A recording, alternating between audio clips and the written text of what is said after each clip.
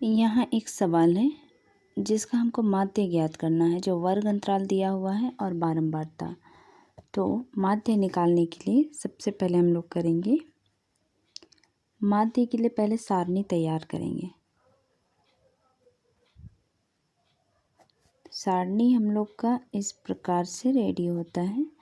सबसे पहले जो हम लोग का वर्ग अंतराल है, यहाँ लिखेंगे हम लोग वर्ग अंतराल। नेक्स्ट आएगा हम लोग का बारंबारता। फिर ये जो माध्य के लिए रेडी करते हैं, फिर आएगा हम लोग का वर्ग चिन्ह यानी xi। फिर आएगा हम लोग का ये दोनों को मिला के fi इंटू xi। ठीक है। अब वर्ग अंतराल में जो जो हम लोग का सवाल में दिया हुआ है, उसी में से हम लोग को यहाँ पर लिखना है। जो पहले से ऑलरेडी सवाल में ही ये सारा चीज़ रहता है, वर्ग अंतराल। तो सबसे पहले हम लोग इसको लिख लेते हैं और लिखने के बाद ही बाकी प्रोसेस यहाँ से हम लोग बढ़ेंगे। तो ये रहा हम लोग का वर्ग अंतराल, यहाँ पर से हम लोग लिख लिया। और बारंबारता, जो हम लोग का बारंबारता है, ये भी क्वेश्चन में दिया हुआ है।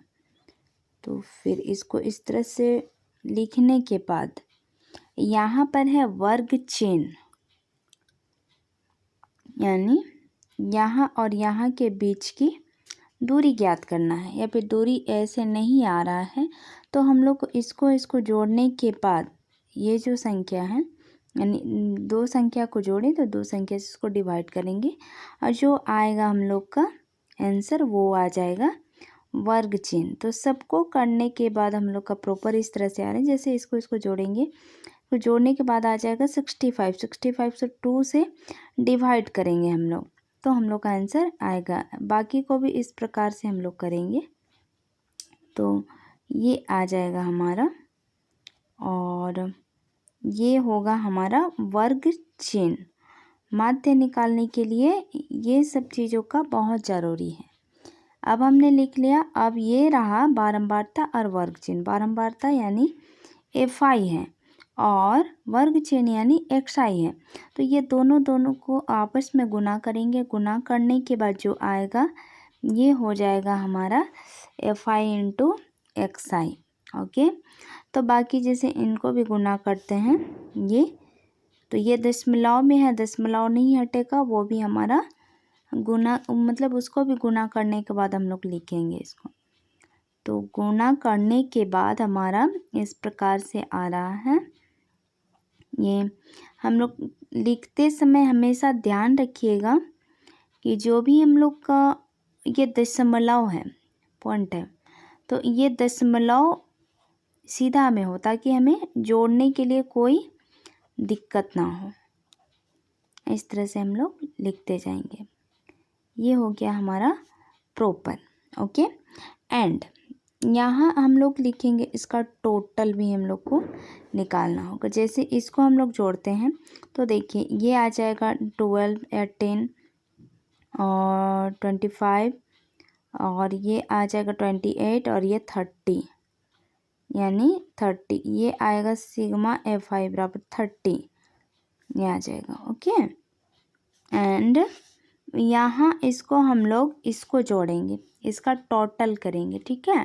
तो दशमलव को दशमलव के रूप में लिखेंगे। 10 का 0 आ जाएगा, हाथ में 1, और ये इधर आ जाएगा 10 15 और ये 25 26 एक हाथ में है, वो 26 आ जाएगा। इस तरह से हम लोग लिखेंगे इसको। ये हमारा टोटल आ गया। अब यहाँ ये दशमलव है तो ये आ जाएगा सिग्मा fi इंटू xi बराबर आ गया इतना। ठीक है। अब हम इसको माध्य ज्ञात करेंगे कैसे। तो माध्य ज्ञात करने के लिए हमने सारा इसका सारणी रेडी कर लिया है। अब इसका सूत्र फिट करेंगे हम लोग। इसका सूत्र होता है x बार equal to sigma fi into xi by sigma fi equal to, देखिए सिग्मा fi हम लोग का आया है जितना हम लोग ने इसको लाया था लिखेंगे, और ये है हम लोग का FI। ओके, एंड ये दशमलव के बाद का 0 ओनली है तो उसका कोई वैल्यू नहीं है, तो ये आ जाएगा इस तरह। अब इसको हम लोग डिवाइड करेंगे प्रॉपर तरीके से, तो काटने के बाद आएगा हम लोग का, जैसे ये 0 0 कट जाएगा, ठीक है, आएगा 3 छक 18 और 3 दूना 6 इक्वल टू आएगा 62 आंसर। ये आ गया हमारा माध्य ज्ञात हो गया इस सवाल का, और आंसर आ गया इतना। ओके।